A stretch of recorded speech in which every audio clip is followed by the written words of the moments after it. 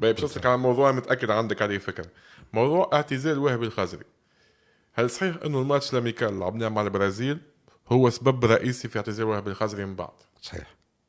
يقول لك خاطر انا في وسط الحكايه دغش غشش ومعناتها هو وهبي الحق، معناتها بكل صراحه وهبي سي اون فالور سور، انسان عطال ليكيب ناسيونال. ما نجمش نتعدى وما نحكيش على وهبي معناتها كشخص كرجل كاخلاق، وعطى كل ما في وسعه عمل اللي يلزموا يعملوا في الناسيونال بكل صراحه، ويحب تونس. وانا انا لاحظت الشيء هذا خاطر قرب صفه قربي ليه، كنت قريب ليه لو انه عنده كاركتير خاص صعيب شويه. صحيت هو لا مش صعيب، هو خاطر متربي في الكورس. هو يقولوا البلاصه هذيك تبعهم حاضره شويه. هو سي ان كورس معناتها في النيسانس في التربيه نتاعو، اما عنده معناتها الدم نتاع التوانسه نتاع معناتها عنده شعب سيدنا علي كما نقول. معناتها سي فري كو وهبي خرج من بعد معناتها العمليه ذيك الماتش نتاع البرازيل، كان حب يلعب. ومعناتها باش نقولها لك كاريمون، انا دخلت باش نعلم المدرب جلال القادري.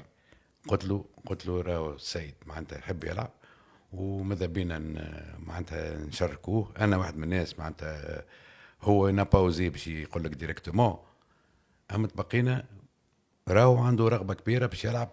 تعرف في فرنسا في البارك دي برانس في كذا الناس تعرفوا ناس كذا مهما ملاعب راهو اللي ما يكونش عندك الجرينتا ويحب يلعب وكذا معناتها هو يحب الماتشات الكبار هذيك، يحب الماتشات الكبار، فهمتني. بعد جلال اللي تي كوريكت قال لي سي هشام نحكي معاه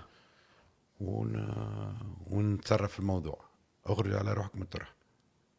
وسي سكي سي باسي، حكى معاه مي سا نومبيش كو ما لعبوش ما اقتنعش يا بجوز. ما اقتنعش وقعد داك اللي هو لعب شويه ولا ما لعبش بالكل؟ لعب شويه دخلوا مي سيتي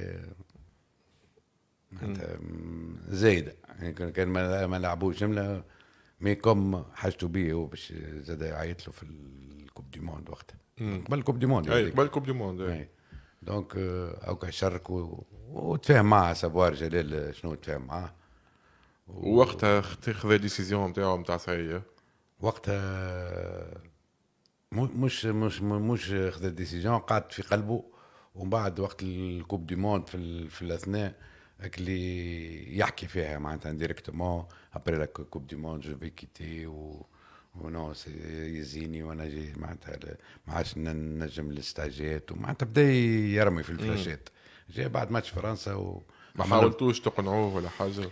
والله انا حاولت وكذا مالوريزمون تنوري لك بعد معناتها رجع لي الحق اسكت، رجع لي معناتها كلام معناتها في شخصي راهو معناتها داير وقت ماركا بونتو كونتر فرنسا وقت اللي خرج جاني لي انا يحب الجرادان، جاني لي انا في الجرادان يحبك مش ما ريسبكتي بوكو.